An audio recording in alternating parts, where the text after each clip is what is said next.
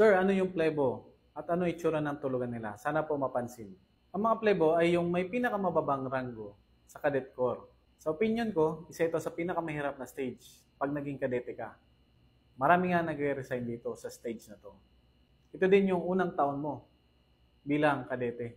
Maraming rason kaya nagre-resign ng mga kadete. Isa na yung nabigla sila sa buhay ng magiging kadete. Kumbaga, from comfort to discomfort. Nawala sila sa comfort zone nila. Imagine, 360 degrees turn ang buhay nila from civilian to cadet. Di ba imagine sa labas or nung civilian ka pa, pwede ka matulog at magising sa time na gusto mo. Pag naging kadete ka, iba na yan. Hindi mandatory na tumakbo, mag-exercise, at iba pang physical activities kapag civilian ka. And then, one day naging kadete ka, halos everyday na yan. Sa bahay nyo, meron kang maraming freedom. So dito pag naging kadete ka, lagi kang mauutusan, especially sa kaayusan at kalinisan ng dormitory.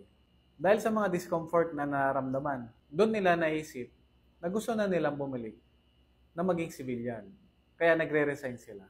Yung mga plebo or fourth class, sila din yung laging napapansin. Dahil sila yung pinakamaraming nakukumit na mistake. Dahil bago pa lang sila. And nakafocus din sa kanila yung mga upper class para matuto sila at maturuan. Example sa mga tinuturo sa kanila, yung tamang pagsuot ng uniform, kaayusan ng kwarto nila at ng gamit nila, yung tamang actuations ng pagiging kadete, at marami pang iba.